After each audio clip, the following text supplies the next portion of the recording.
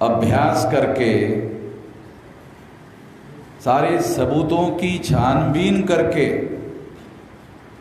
Supreme court ने निर्णय दिया कि ईवीएम मशीन के द्वारा फ्री, फेयर एंड ट्रांसपेरेंट चुनाव नहीं हो सकता, अर्थात ईवीएम में घोटाला होता है।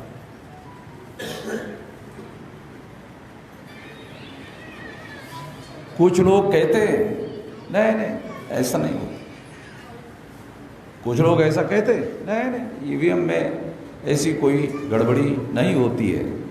ऐसा सोचने वाले तमाम लोग गधे की औलाद है। जितने भी लोग देश में, क्योंकि ये जो मैं बोल रहा हूँ ये रिकॉर्ड हो रहा है, संकेत ये सारे देश दुनिया में जा रहा है ना, देश दुनिया के लोग सोच रहे हैं कि मैं कह रहा हूँ कि ऐसे लोग गधे की औलाद है। तो मैं, कुछ लोग ऐसा सोचते होंगे कि मेश्राम जी तो गाली गलौज कभी करते नहीं हैं, तो ऐसा उनको नहीं बोलना चाहिए, ऐसा कुछ लोगों को विचार आता हो। तो मैं अपनी बात अपने आधार पर नहीं कह रहा हूँ। मैं क्या कह रहा हूँ? मैं कह रहा हूँ कि सुप्रीम कोर्ट ने डॉक्टर सुब्रमण्यम स्वामी के सारे डॉक्यूमेंट्री एविडेंस ईवीएम में घोटाला होता है, इसके छानबीन करने के बाद फैसला दिया ईवीएम में घोटाला होता है। ये मूल बात ये। अब जो भी आदमी ये कहता है कि नहीं होता है, क्या सुप्रीम कोर्ट की तरह उन लोगों ने ईवीएम मशीन की छानबीन करके अपनी राय बनाई? जैसे सुप्रीम कोर्ट ने डॉक्यूमेंट्री एविडेंस घोटाले के छानबीन करके फैसला दिया, अपनी राय बनाई, अपना जजमेंट दिया, अपना निर्णय दिया। कितने लोगों को ये पता है कि सुप्रीम कोर्ट के द्वारा दिया हुआ निर्णय संविधान के अनुसार कानून का दर्जा हासिल है? कितने पढ़े लिखे लोगों को ये पता है? मैं तो ये कह नहीं रहा हूं कि कितने अनपढ़ लोगों को पता है। मैं ये कह रहा हूं कि सुप्रीम कोर्ट का दिया हुआ फैसला as per the provision of the constitution, संविधान के अनुसार इसे कानून का दर्जा हासिल है। इसका मतलब है ये घोटाला होता है, ये कानून है। उन्होंने छानबीन करके दिया। और जो लोग ऐसा कहते हैं नहीं नहीं नहीं नहीं ऐसा नहीं होता है, नहीं नहीं नहीं नहीं ऐसा नहीं होता है, उनको पूछो तो तुमने छानबीन किया?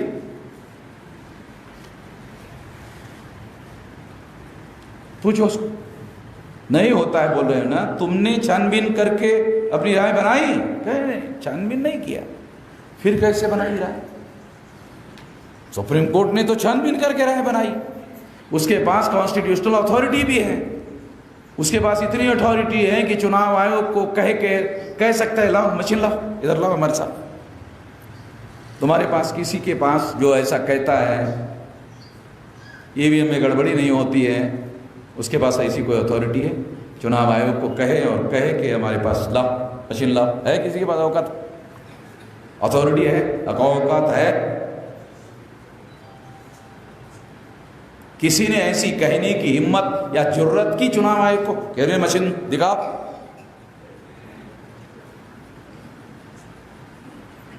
तो ईवीएम मशीन में घोटाला होता है, ये छानबीन करके सुप्रीम कोर्ट ने फैसला दिया।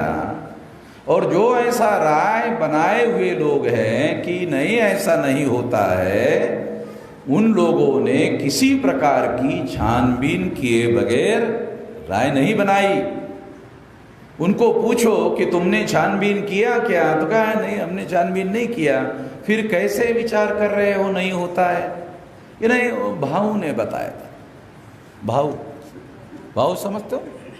है भाव जो साला दंड बैठक करके शरीर में ताकत पैदा करता है, पहली क्लास में भी नहीं गया, पढ़ाई लिखाई नहीं किया, दंड बैठक किया, दंड बैठक किया, दंड पहले पहलवान हो गया, और फिर वो जो पढ़ा लिखा ने भाव ने बताया,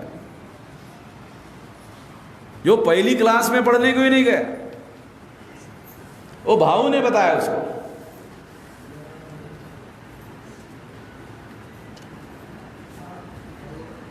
भावों को कितनी अकल है तो पहली क्लास में भी पढ़ने के लिए ले गया।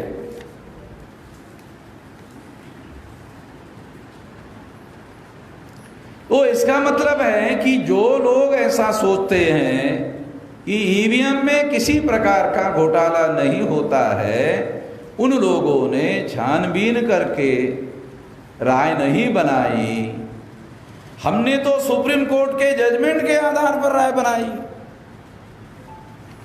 और उन लोगों ने जो ऐसा सोचते हैं कि नहीं हो सकता, उन्होंने बगैर सोचे समझे राय बनाई, बगैर विचार करके राय बनाई, बगैर छानबीन के राय बनाई। उन लोगों को गधे की औलाद नहीं कहा जाए तो क्या कहा जाए?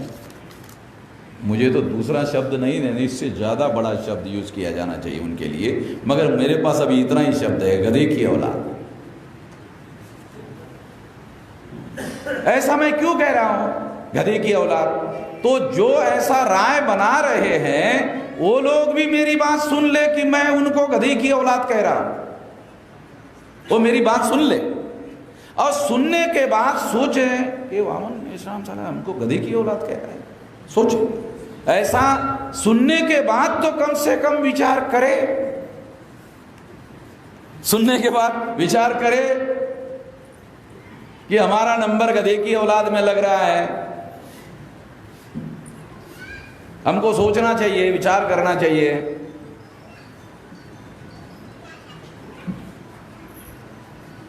तो ये तो पहली बात। दूसरी बात, सुप्रीम कोर्ट ने निर्णय दिया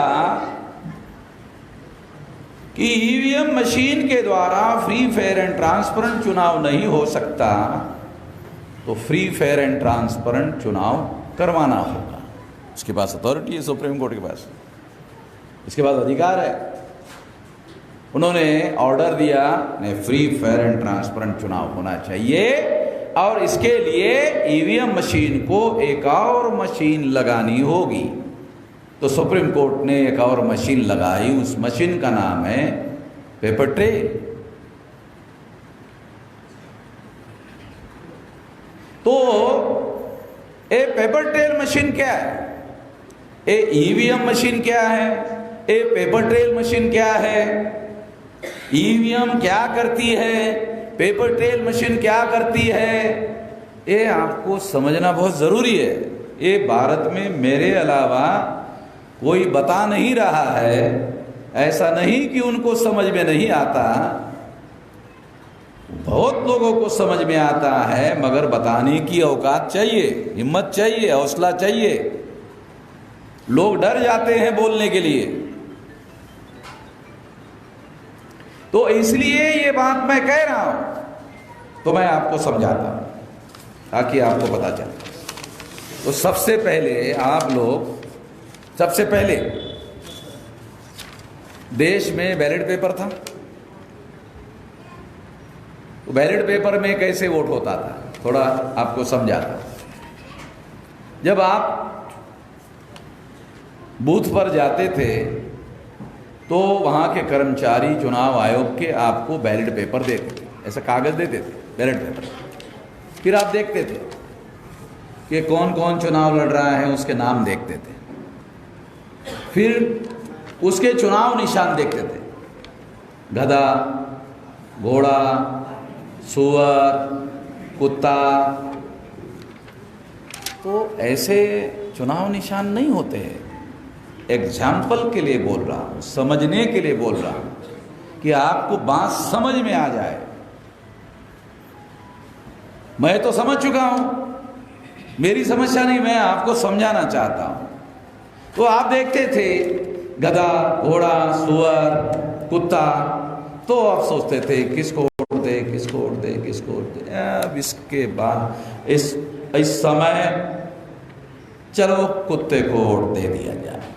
तो आप ऐसा एग्जाम्पल, एक कुत्ते को वोट दे देते हैं। फिर आप बैलेट पेपर पर वोट देने के लिए वो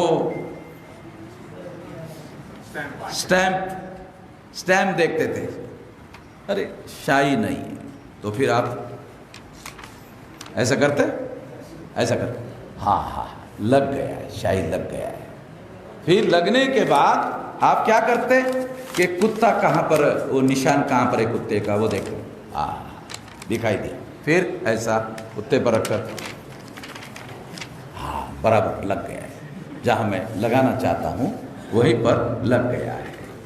और फिर उसके बाद क्या करते थे आप, ऐसा फोल्ड करके, ऐसा फोल्ड करके आप, ऐसा फोल्ड करके आप इसको फोल्ड करके वोट डालते और बैलेट बॉक्स में वोट डालकर निश्चिंत हो जाते थे कि मैंने जिस कुत्ते को वोट देना है वो हो गया है और वो चला जाता है, निश्चिंत होकर, गारंटी से चला जाता है।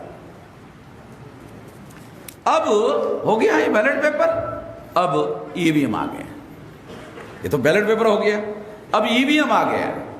ईवीएम में आपने बटन दबाया, पंजा है, कमल का फूल है, हाथी है, साइकिल है, आपने बटन दबाया।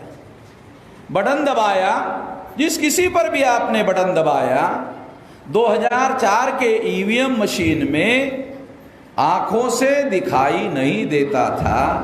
जब बैलेट पेपर होता था तो आप दोनों आंखों से देखकर सब कुछ करते थे। अगर आपके आंखों से कम दिखाई देता है तो आप चश्मा लगाकर देखते थे और देखकर ही सब कुछ करते थे। मगर 2004 में जब ईवीएम मशीन आई तो ईवीएम मशीन में बटन दबाने के बाद दिखाई नहीं देता था कि आपका वोट जिस बटन पर आपने दबाया उसी पर स्टैंप लगा, आपको दिखाई नहीं देता था, क्योंकि ये मशीन 2004 की ट्रांसपेरेंट नहीं थी। ट्रांसपेरेंट का मतलब आपको आंखों से दिखाई नहीं देता था कि आपका वोट जिस पर आपने स्टैंप लगाया उसी के नाम पर जमा हो गया है या नहीं हो गया, आपको पता नहीं चलता था। और ईवीएम मशीन में जाकर जमा होता था। तो ईवीएम मशीन में क्या होता था, आपका वोट रिकॉर्ड होता था।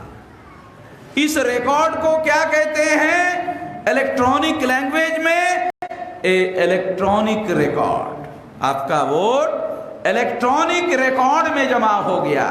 इसकी विशेषता क्या थी, ये आंखों से दिखाई नहीं देता है। दूसरी बात, इसका फिजिकल एविडेंस जैसे बैलेट पेपर का होता था, ऐसा इलेक्ट्रॉनिक रिकॉर्ड का कोई फिजिकल एविडेंस, भौतिक सबूत नहीं होता था जैसे बैलेट पेपर का है।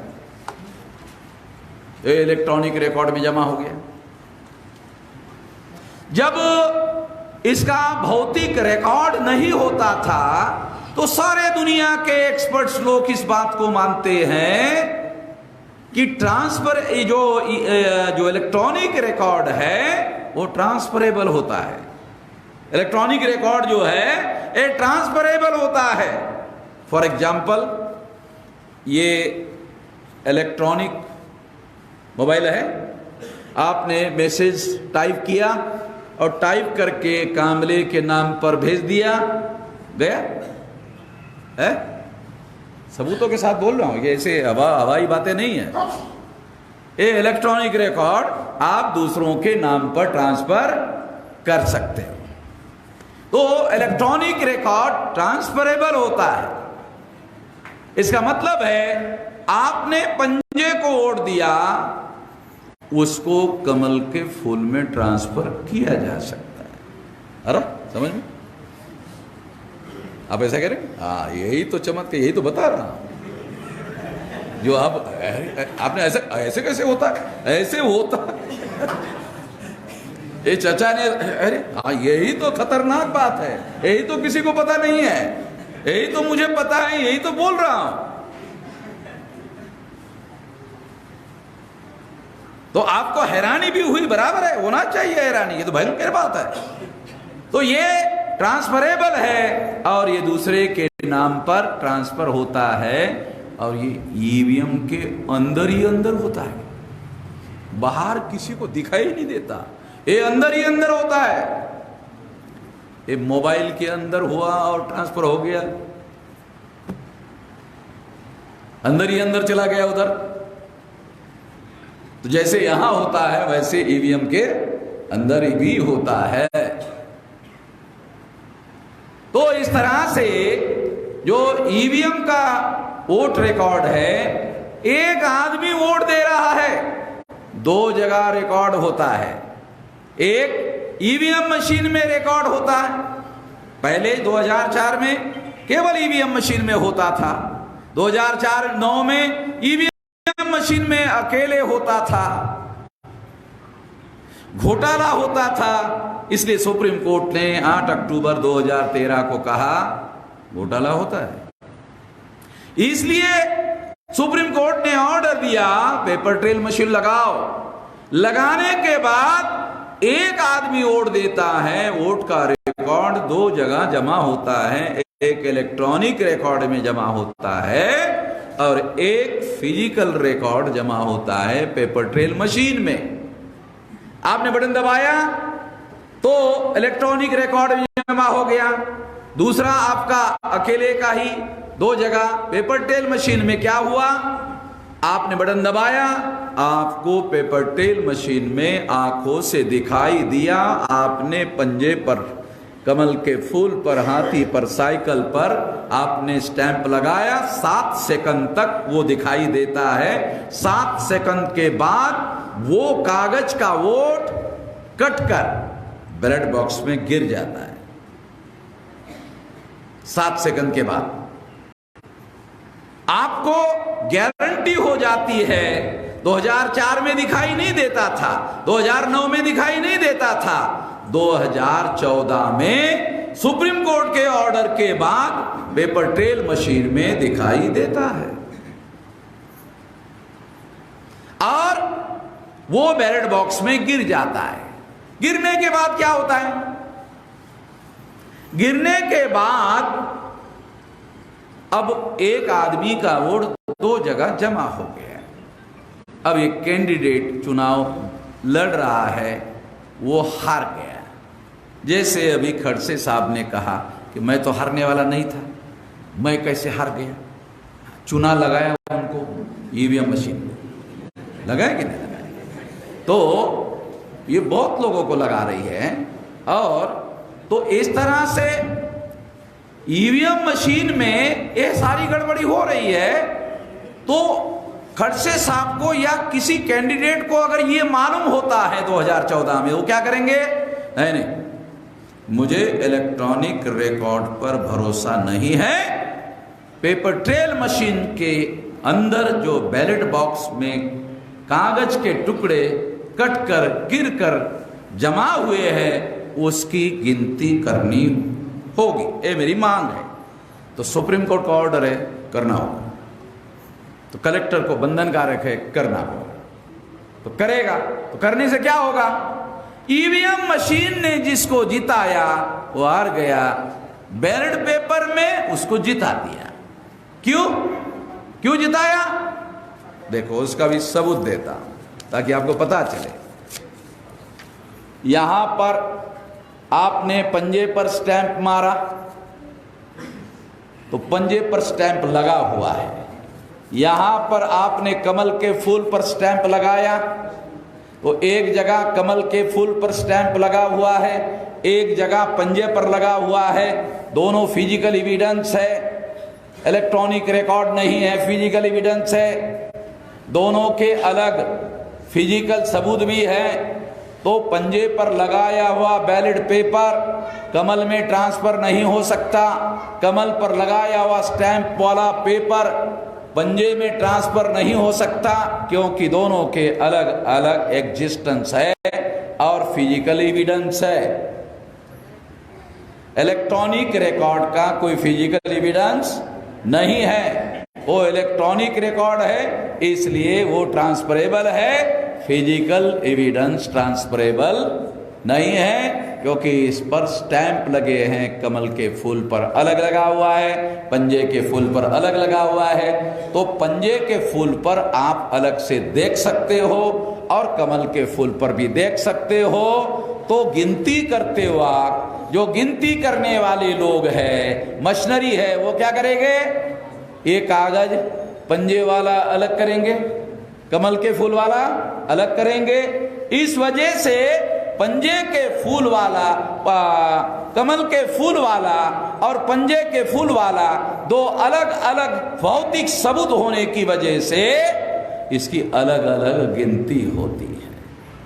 और इस वजह से, इस गिनती की वजह से इलेक्ट्रॉनिक वोटिंग मशीन से हारा हुआ कैंडिडेट पेपर ट्रेल मशीन में चुनाव जीत सकता है। आपने कभी सुना होगा, जब बैलेट पेपर था तो कभी कभी रिकाउंटिंग होता था और रिकाउंटिंग में हारा हुआ आदमी जीत जाता था और जीता हुआ आदमी हार जाता था। रिकॉर्डेड बातें हैं, काल्पनिक बात नहीं है। तो इस तरह से ये जो इलेक्ट्रॉनिक वोटिंग मशीन और पेपर ट्रेल मशीन में ये फर्क है। ये ऑर्डर सुप्रीम कोर्ट ने दिया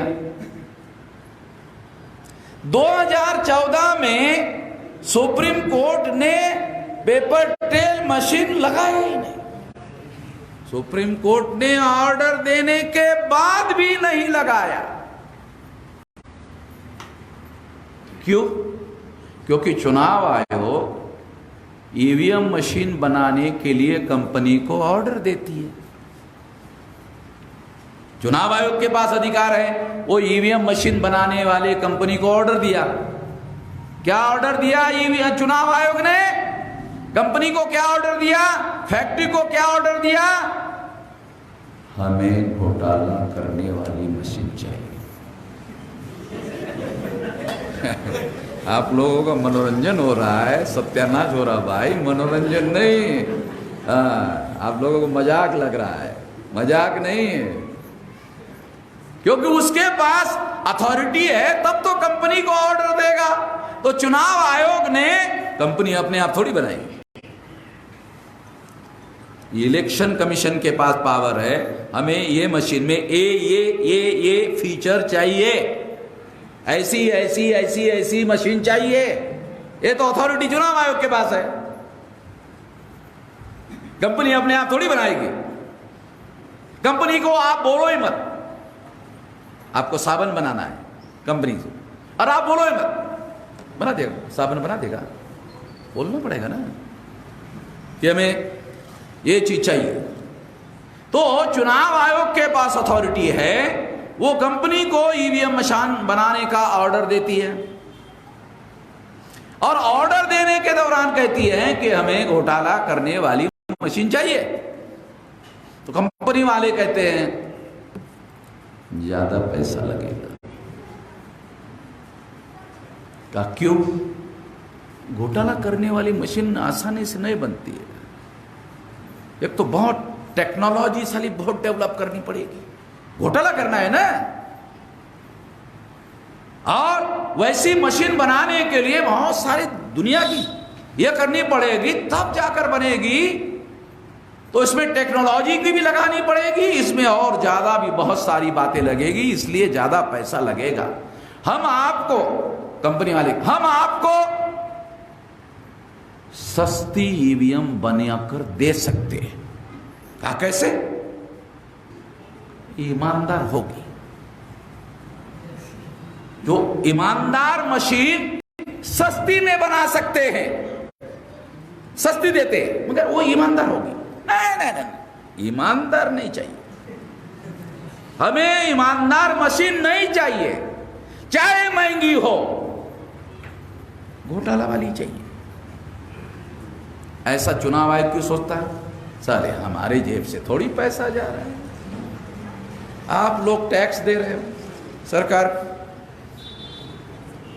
गरीब आदमी सोचता होगा हम थोड़ी टैक्स देते हैं, गरीब आदमी सोचता होगा है, गरीब आदमी सोचता होगा हम कहाँ टैक्स देते हैं। गरीब को पूछो नमक खाते हो? सब्जी नहीं होती तो ज़्यादा खा लेता हूँ, नमक के साथ रोटी खा लेता हूँ तो थोड़ा सा ज़्यादा नमक खाना पड़ता है। डॉक्टर टाटा और बिरला को कहता है जरा नमक कम खाना, तो टाटा और बिरला को बड़ा बुरा लगता है, गरीब है कम खाने के लिए बोल रहे हो, नमक कम खाने के लिए बोल रहे हो, गरीब है, टाटा है, बिरला है, कम खाने के लिए बोल रहे हो। नहीं नहीं नहीं, ये पैसे का मामला नहीं है। तो ज्यादा नमक खाने से ब्लड प्रेशर बढ़ता है। अच्छा अच्छा, ब्लड प्रेशर ना बढ़े इसके लिए आप कम खाने के लिए बोल रहे हो? हाँ हाँ, इसके लिए बोल रहे हो। तो गरीब ज्यादा नमक खाता है तो उसका ब्लड प्रेशर क्यों नहीं बढ़ता है? कभी कभी रोटी नमक के साथ खाना पड़ता है ना, तो उसका ब्लड प्रेशर क्यों नहीं बढ़ता गरीब का? साला ब्लड होगा तब तो प्रेशर होगा, ब्लड ही नहीं होगा साला प्रेशर कहां से होगा? गरीब के शरीर में ब्लड ही ज्यादा नहीं होगा तो प्रेशर कहां से होगा? तो गरीब जो है वो नमक कम खाता है मगर खाता जरूर है, और नमक पर टैक्स लगा हुआ है। भारत में कोई आदमी ऐसा नहीं है जो टैक्स पेयर नहीं है, हर आदमी टैक्स पे करता है। तो टैक्स का पैसा चुनाव आयोग को मिलता है और चुनाव आयोग सोचता है चले हमारे जेब से थोड़ी पैसा जा रहा है, चले घोटाला करने वाली मशीन बनाएंगे, जनता के टैक्स का पैसा जाएगा, हमारा थोड़ी जाएगा। चुनाव आयोग ऐसा सोचता है और घोटाला करने वाली मशीन बनाता है। इससे प्रमाणित होता है कि चुनाव आयोग घोटाले में शामिल है, चुनाव आयोग ही घोटाले में शामिल है। अब आप देहात के रहने वाले लोग, खेती को आपण कुंपण लावतो ना, काय म्हणताय तुम्ही? शेताला ढोर डंगर नुकसान होऊ नये पिकाचं म्हणून काय लावता? कुंपण लावता ना, काय म्हणतात त्याला? कुंपण? अरे जे म्हणत असाल ते तुमच्या भाषेत सांगायसाठी बोलून राहिलोय, हिंदीमध्ये त्याला बाड म्हणतात। आता कुंपण तुम्ही ढोरं डंगऱ्यापासून पिकाचं रक्षण व्हावं यासाठी लावता, आणि ते कुंपणच जर तुमचं पीक खायला लागलं तर मग रक्षण कोण करेल? निवडणूक आयोगाची घटना लिहिणाऱ्यांनी जबाबदारी लावली, फ्री फेअर अँड ट्रान्सपरंट निवडणुका करण्याचा अधिकार निवडणूक आयोगाला देण्यात येत आहे, आणि तोच चोरी करत असेल तर त्यालाच अधिकार दिला आणि तोच चोरी करण्याचं काम, तोच घोटाळा करण्याचं काम करत असेल तर मग वाचवा कोण वाचवणार? असं हे संकट आहे, हे साधारण संकट नाही आहे, एवढं संकट आहे, गंभीर संकट आहे। त्यामुळे असं मी म्हणून राहिलो, इसलिए मैं ऐसा कह रहा हूं कि चुनाव आयोग इस घोटाले में शामिल है। परिस्थिति इस वजह से बहुत ज्यादा गंभीर है। आपने 4 दिन पहले सुप्रीम कोर्ट के चीफ जस्टिस ने फैसला दिया, अखबार में आपने पढ़ा होगा कि अब भविष्य में प्रधानमंत्री को चीफ इलेक्शन कमिश्नर और कमिश्नरों को नियुक्त करने का अधिकार नहीं होगा। पढ़ा? आप लोगों ने अखबार पढ़ा? अभी फैसला दिया कि प्रधानमंत्री को चुनाव आयोग के कमिश्नरों को नियुक्त करने के अकेले को अधिकार नहीं होगा। अब चीफ जस्टिस भी चुनाव अधिकारियों को नियुक्त करेगा, विरोधी पार्टी का नेता भी उसमें शामिल होगा। अगर वो विरोधी पार्टी का नेता अधिकृत नहीं है, मान लो कांग्रेस के पास 55 मेंबर नहीं है, 52 है, तो वो अधिकृत नहीं होगा। तो नरेंद्र मोदी ने कहा कि कांग्रेस के पास अधिकृत विरोधी पार्टी का नेता बनने के लिए सदस्य संख्या नहीं है, इसलिए सुप्रीम कोर्ट ने कहा नहीं, यदि कोई भी पार्टी जो सेकंड नंबर के कैंडिडेट उनके पास होंगे, उसका प्रतिनिधि चुनाव कमिश्नरों को नियुक्त करने के मीटिंग में अधिकार उसको होगा। निकाल दिया अधिकार प्रधानमंत्री को। क्यों निकाल दिया?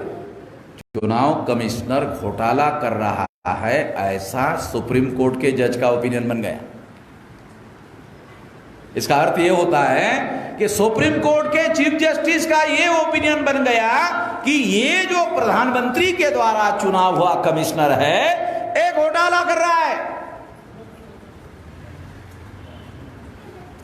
घटनाएं जो मैं कह रहा हूं कोई सामान्य बातें नहीं है, सारे सबूतों के साथ बोल रहा हूं। ये देख रहे हो, ये सारे के सारे सबूत है, ये सर डॉक्यूमेंट्री एविडेंस है, काल्पनिक बातें नहीं बोल रहा हूं। ये 8 अक्टूबर 2013 को सुप्रीम कोर्ट का दिया हुआ फैसला।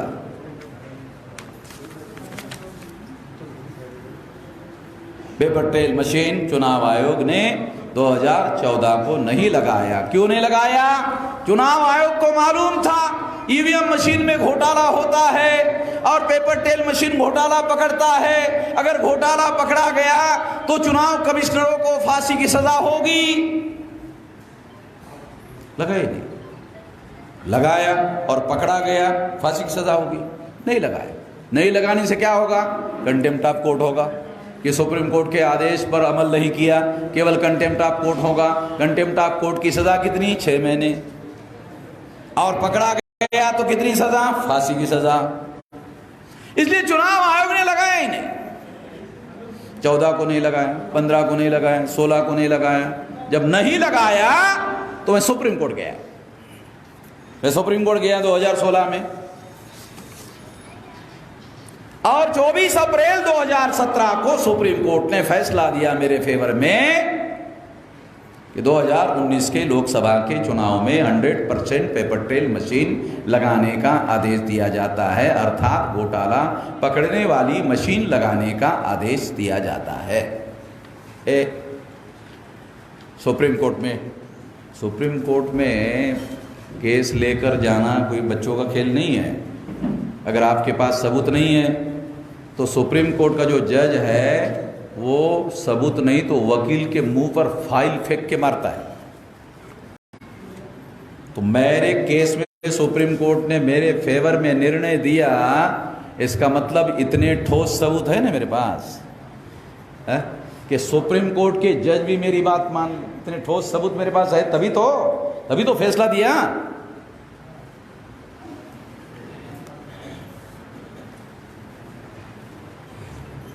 ये तहसील में आपके वकील है ना, वो उनको जितनी वकालत समझ में आती है ना, तो मैं सुप्रीम कोर्ट के जो वकील हैं, सुप्रीम कोर्ट में जब केस ड्राफ्ट तैयार करते हैं, मेरे अप्रूवल के बगैर मैं केस नहीं रखता हूं सुप्रीम कोर्ट। सुप्रीम कोर्ट का वकील मुझे पूछता है कि आप कितने पढ़े लिखे हैं, तो मैंने कहा मैं वकीली पास नहीं किया। तो आपको कैसे समझ में आता है? तो लड़ाई लड़ रहा हूं ना भाई। दुनिया में लड़ाई लड़ने वाले लोगों ने संविधान लिखे हैं। लड़ाई लड़ने वाला आदमी हो तो सुप्रीम कोर्ट की केस हमने जीती और 2019 के लोकसभा चुनाव में 100% पेपर ट्रेल मशीन लगाने का आदेश दिया। 2019 के लोकसभा के चुनाव में 100% पेपर ट्रेल मशीन अर्थात घोटाला पकड़ने वाली मशीन लगाई गई। किसने लगाई? मैंने लगवाई। 13 लाख मशीनें सारे देश भर में। किसी अखबार वाले ने खबर छापी? किसी टीवी वाले ने खबर दिया ये वामन मेश्राम ने लगवाया करके? तो इस देश का जो मीडिया है ये देशद्रोही मीडिया है। क्यों कह रहा हूं? जब 8 अक्टूबर 2013 को सुप्रीम कोर्ट ने ईवीएम में घोटाला होता है खबर दी, तो किसी अखबार ने इस खबर को क्यों नहीं छापा?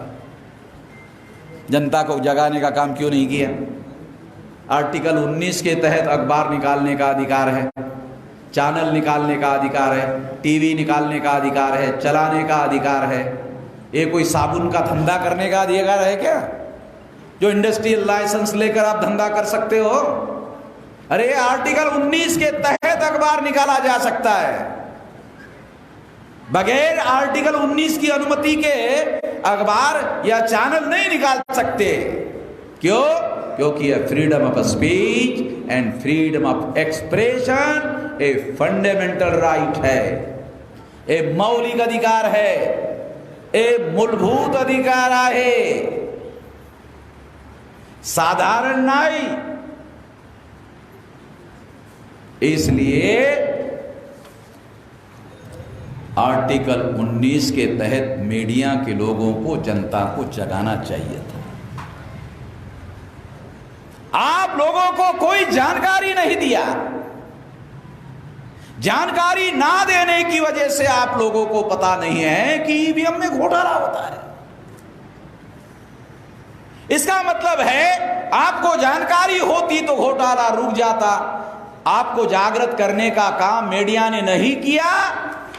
इसका मतलब है संविधान द्रोह करने का काम मीडिया के लोगों ने किया। इसलिए मैं भारत के मीडिया को देशद्रोही मीडिया कह रहा हूं।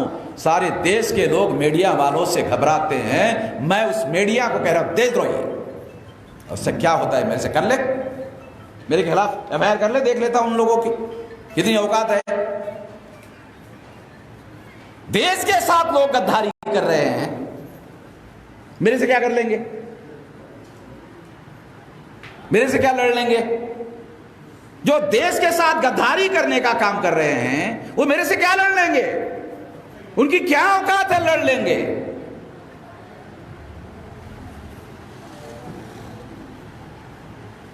नहीं लगाया 2014 को, 2015 को, 2016 को, तो फिर मुझे दोबारा सुप्रीम कोर्ट में जाना पड़ा और ये पेपर ट्रेल मशीन लगाने का आदेश दिया।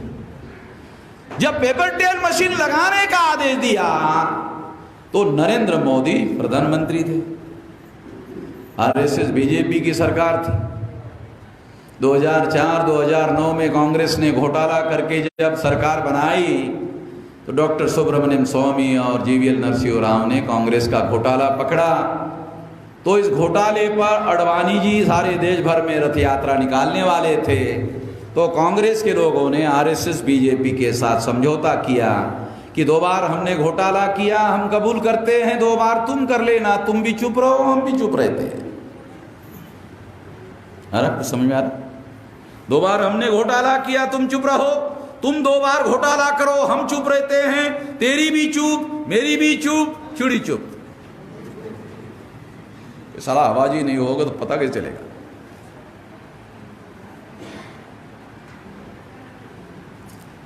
इमरजेंसी लगाई थी इंदिरा गांधी ने, फिर भी 150 से ज़्यादा सीटें इंदिरा गांधी ने 77 के चुनाव में जीती थी। याद है? जब ईवीएम आई और ईवीएम का कांग्रेस ने फ़ायदा उठाया तो आज 50 से भी नीचे कांग्रेस की सीटें, कांग्रेस का भी बहुत बड़ा सत्यानाश हुआ। और एक खड़से साहब जैसे ईमानदार लोगों को भी भुगतना पड़ रहा है। जो स्थानिक स्तर के लोग हैं, कांग्रेस के ईमानदार लोग हैं, उनको भी भुगतना पड़ रहा है।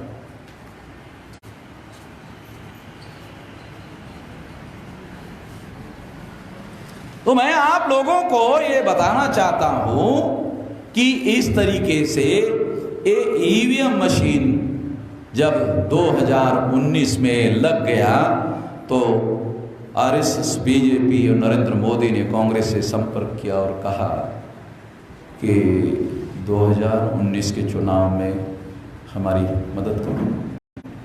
कहा क्यों? आप प्रधानमंत्री हो, चीफ इलेक्शन कमिश्नर आपने बनाया, सारे देश की मशीनरी आपके नियंत्रण में है, आप जो करना है करो। मेन अपोजिशन पार्टी हम हैं, हंगामा आपके विरोध में नहीं करेंगे, चुप रहेंगे। काहे को चिंता करते हो? करो जो करना है करो। नहीं, आप हमारी मदद करो, क्योंकि इसमें टांग वामन मेश्राम ने अड़ाई है। वामन मेश्राम की टांग वो गांधी जी की जो टांगे हैं ना पुतले में दिखाई देती है, सिंगल हड्डी वाली है, गांधी जी की टांगे पुतले में दिखती है ना सिंगल हड्डी वाली। नहीं नहीं, वामन मेश्राम की टांग सिंगल हड्डी वाली नहीं है, डबल हड्डी वाली है। ये रोकना आसान नहीं है, इसलिए मदद करो। कांग्रेस ने फरवरी 2019 को अभिषेक मनु संघवी, जो सुप्रीम कोर्ट के लॉयर हैं, सुप्रीम कोर्ट में केस दायर किया और केस दायर करके कहा 50% पेपर ट्रेल मशीन के कागजों के साथ मिलान करा दो, रिकाउंटिंग मत करो। जो वामन मेश्राम ने ऑर्डर लाया उन्होंने वो मत करो, उसमें घोटाला पकड़ा जाता है, ये मिलान करा। कांग्रेस ने और बीजेपी ने आपस में कोऑर्डिनेशन करके नया केस डाल दिया। अब सवाल यह है कि जब एक संवैधानिक मुद्दा है उस पर सुप्रीम कोर्ट ने फैसला दिया है, एक ही मुद्दे पर दोबारा केस नहीं लेकर जा सकते। फैसला हो गया, दोबारा केस लेकर नहीं जा सकते, तो सुप्रीम कोर्ट ने इस तरह के केस को एंटरटेन नहीं करना चाहिए था। मगर सुप्रीम कोर्ट के चीफ जस्टिस ने उसको एंटरटेन किया। क्यों किया? चीफ जस्टिस रंजन गोगोई था। रंजन गोगोई पर एक औरत ने आरोप लगाया कि इसने मेरा विनय भंग किया। जस्टिस बोबड़े जो सेकंड इन कमांड थे, जो दूसरे नंबर के जज थे, उसके नेतृत्व में 7 जज का बेंच बैठा। उसने जस्टिस गोगोई को निर्दोष छोड़ दिया। जस्टिस पटनायक के नेतृत्व में उस औरत की जांच बिठाई कि इस औरत ने गलत आरोप लगाया, सही लगाया, जांच करके रिपोर्ट दो।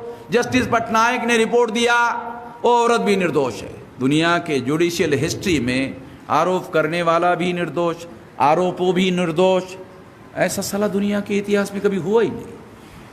आरोपी भी निर्दोष और आरोप करने वाला भी निर्दोष, ऐसा कभी हुआ नहीं। जब ये खबर आई और मैंने देखी, सुनी, पढ़ी, तो मैं समझ गया कि पर्दे के पीछे खिचड़ी पक गई है।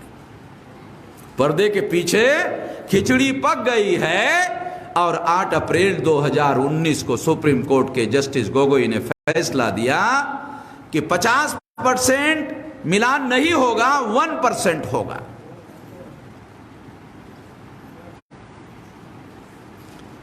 उसका मतलब था अब 1% में चोरी पकड़ो। वामन मेश्राम के पास 100% का ऑर्डर है तो गारंटी से चोरी पकड़ी जा सकती। दूसरा निर्णय लाया गया 1% से चोरी पकड़ो। 1% से चोरी पकड़ना सामान्य बात नहीं है। ऐसा दूसरा ऑर्डर लाया गया, मेरे ऑर्डर को नीचे दबाया गया और 1% का ऑर्डर ऊपर लाया गया, जो अनकॉन्स्टिट्यूशनल है, और मैं सुप्रीम कोर्ट में दोबारा जा रहा हूं। एक ही मुद्दे पर तीसरी बार फिर जाऊंगा और यह प्रमाणित कर दूंगा कि रिकाउंटिंग से फ्री, फेयर एंड ट्रांसपेरेंट हो सकता है, मिलान करने से फ्री, फेयर एंड ट्रांसपेरेंट नहीं हो सकता। प्रूव कर दूंगा सुप्रीम कोर्ट में। तो इस तरह से क्या हुआ, 1% का ऑर्डर हुआ और 1% मिलान का ऑर्डर हुआ। 24 सितंबर 2019 को इतना घोटाला किया नरेंद्र मोदी ने, क्योंकि अब तो गारंटी होगी उसको कि कोई कुछ होने वाला नहीं है, पकड़ा नहीं जाएगा। इतना घोटाला किया 2019 में चुनाव आयोग डर गया। 24 सितंबर 2019 को बैलेट बॉक्स में जो कागज के टुकड़े पड़े हुए थे, डिस्ट्रॉय कर दिया, मतलब सबूतों को नष्ट कर दिया। इंडियन पीनल कोड के तहत डिस्ट्रॉय करना, सबूतों को नष्ट करना कानूनन अपराध है और चुनाव आयोग ने अपराध किया। उनको पूछा गया और मेरे पास पूछने के भी सबूत है, पूछने के सबूत है। सुप्रीम कोर्ट ने लिख कर दिया, चुनाव आयोग ने लिख कर दिया 24 सितंबर में हमने डिस्ट्रॉय कर दिया। उसको पूछा गया कि ये जो चुनाव कंडक्ट रूल जो 94 है उसके तहत ये डाटा 12 महीने रखने का आदेश है, कानून है, आपने 4 महीने में क्यों नष्ट किया? कोई जवाब नहीं।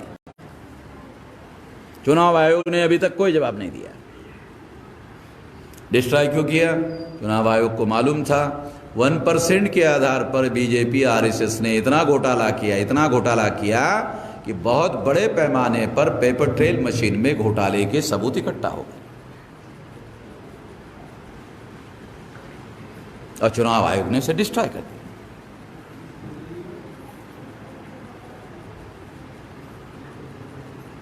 (2019) के बाद 2024 का चुनाव, अभी 23 है ना, बस अगले साल चुनाव है।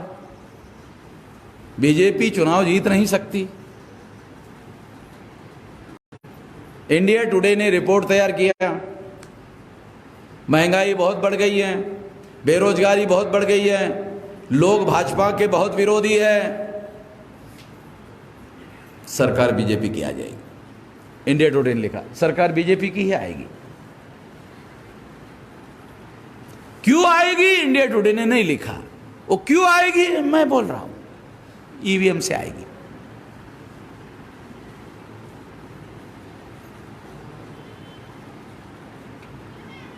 आप लोग सोचते होंगे कि कांग्रेस की इतनी बुरी हालत हो गई है तो कांग्रेस को बोलना चाहिए। अगर मान लो कांग्रेस ने बोला कि ईवीएम में गड़बड़ी हो रही है तो बीजेपी वाले कहते हैं, आरएसएस वाले कहते हैं 2004 में 2009 में घोटाला करके आपने सरकार बनाई, हमने कुछ बोला नहीं? बोला ना। तो 2014 2019 में घोटाला करके हमने सरकार बनाई, तो आप क्यों बोल रहे हो?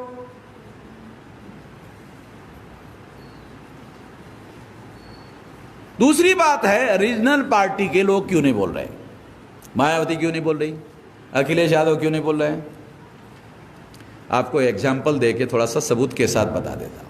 आपको याद होगा मुलायम सिंह यादव बड़े नेता थे, काशीराम जी बहुत बड़े नेता थे, दोनों ऐसा मानते थे उत्तर प्रदेश का चुनाव अगर हम अलग अलग लड़ते हैं तो चुनाव हार जाएंगे, जीत नहीं सकते। इसलिए मुलायम सिंह और काशीराम जी ने मिलकर चुनाव लड़ा और उत्तर प्रदेश का चुनाव उन्होंने जीता है, रिकॉर्ड है। मायावती काशीराम जी से बहुत छोटी नेता है? 2007 में मायावती ने चुनाव लड़ा, 2007 में मायावती को 206 सीटें मिली, पूर्ण बहुमत मिल गया। अरे काशीराम जी ऐसा नहीं सोचते थे, मुलायम सिंह यादव अकेले ऐसा नहीं सोचते थे, अकेले मायावती ने 206 सीटें उत्तर प्रदेश के विधानसभा में पूर्ण बहुमत लाया। कैसे हुआ? ईवीएम में घोटाला करके। मायावती की 5 साल सरकार चली, मायावती को लगा दूसरी बार भी मैं चुनाव जीतूंगी। चुनाव हुआ 2012 को, अखिलेश यादव को पूरा बहुमत मिल गया, मायावती आउट हो गई। मायावती अकेले बहुमत लाई, अखिलेश यादव भी बहुमत लाया, उसका बाप नहीं ला पाया, काशीराम जी भी नहीं ला पाए, मगर दोनों अकेले अकेले को बहुमत मिल गया। और दोनों को अकेले अकेले बहुमत मिलने के बाद ईवीएम ने घोटाला करके उनको बहुमत दिया। बहुमत देने के पहले दोनों ईवीएम का विरोध करते थे, जब दोनों को बहुमत मिल गया दोनों चुप हो गए। तो समझ में आ रहा है? राजनीति समझ में आ रही? इतना आसान नहीं है राजनीति समझना। राजनीति अगर समझ में आ गई होती तो राजा नहीं हो गए होते आप लोग हैं? बच्चों का खेल है राजनीति, और राजा बनने की नीति है भाई। दोनों को एक बार बहुमत ईवीएम ने दिया, और अब 2 बार से बाबा मुख्यमंत्री बना हुआ है। बाबा यूपी का कौन से क्लास में गया पता ही नहीं, कौन से क्लास में गया पता ही नहीं, 2 बार मुख्यमंत्री। क्या नाम है बाबा का? योगी। हमारे लोग जो देश के लोग हैं ना, योगी है भाई वो। कितना अरे योगी को पढ़ने की क्या जरूरत है, वो भगवान का है, भगवान का है, उसको पढ़ने की जरूरत नहीं होती है, डायरेक्ट इसमें आ जाता है। ऐसे हमारे लोग मानते हैं। एक एक बार इनको मुख्यमंत्री बनाया, 2 बार घोटाला करके बाबा को मुख्यमंत्री बना दिया। मायावती कुछ बोल नहीं पा रही, अखिलेश यादव कुछ बोल नहीं पा रहा है। क्यों? अगर बोलते तो कहते बहन जी आपको बहुमत मिला तो हम कुछ बोले क्या, अखिलेश जी आपको बहुमत मिला तो हम कुछ बोले क्या, नहीं बोले ना। तो तुम्हारे समय में घोटाला नहीं हुआ, हमारे समय में हो गया, चुप करा दिया। रीजनल पार्टी के लोग इसलिए चुप है, कांग्रेस के साथ रहकर क्या सोचते हैं, अरे कांग्रेस को 100 सीटें मिलेगी तो 10 हमको भी मिल जाएगी भाई, है भागते भुगते की सारी लंगोटी हमको मिल जाए तो भी हमको भी फायदा होगा, इसलिए वो चुप है। बीजेपी के गठबंधन में रीजनल पार्टी के लोग हैं, वो ऐसा सोचते हैं अगर 304 सीटें बीजेपी को तो 40 सीटें हमको भी मिल रही है, वो भी इसलिए चुप है। उनको मालूम नहीं है इससे एक समय आएगा रीजनल पार्टियां खत्म हो जाएगी, खत्म कर दी जाएगी, और या तो बीजेपी रहेगी या तो कांग्रेस रहेगी। कांग्रेस ब्राह्मणों की पार्टी, चटर्जी, मुखर्जी, बैनर्जी, गोखले, तिलक, आगरकर, ये ब्राह्मणों ने कांग्रेस बनाई 1885 को। और बीजेपी किसने बनाई? आरएसएस के गोडवलकर ने जनसंघ बनाया, जनसंघ का नाम बदलकर भारतीय जनता पार्टी बनाई, ये भी ब्राह्मणों के द्वारा बनाई हुई है। और ईवीएम मशीन ने क्या किया, कांग्रेस जाएगी तो बीजेपी आएगी, बीजेपी जाएगी तो कांग्रेस आएगी। इसका मतलब है एक ब्राह्मण का राज जाएगा तो दूसरे ब्राह्मण का राज आएगा, दूसरे ब्राह्मण का राज जाएगा तो पहले ब्राह्मण का आएगा। ब्राह्मण राज एस्टैब्लिश कर दिया। जिनकी संख्या 3.5% है उनका परमानेंट राज हो गया है। ये ईवीएम मशीन का चमत्कार है। और आप लोग क्या रहोगे? प्रजा रहोगे। आप लोग क्या रहोगे? आप प्रजा रहोगे और वो राजा परमानेंट। ये भयानक है। जबकि वोट का अधिकार आपको राजा बनने का, राजा चुनने का अधिकार है, और समय आने वाले समय में आपकी संख्या के आधार पर आप राजा बन सकते हैं। इसको रोक लगा दिया गया है। शांतिपूर्ण तरीके से अगर बदलाव देश में चुनाव रोक देगा तो इस देश में हथियार बंद आंदोलन चलने का, शुरू होने का खतरा पैदा हो गया है। अगर देश में शांतिपूर्ण तरीके से बदलाव नहीं हुआ तो लोगों को लगेगा फिर तो हथियार उठाना पड़ेगा। अगर हथियार उठाएंगे लोग तो फिर देश खतरे में पड़ेगा, लोकतंत्र खतरे में पड़ेगा, संविधान खतरे में पड़ेगा। ये खतरा ईवीएम की वजह से पैदा हो गया है।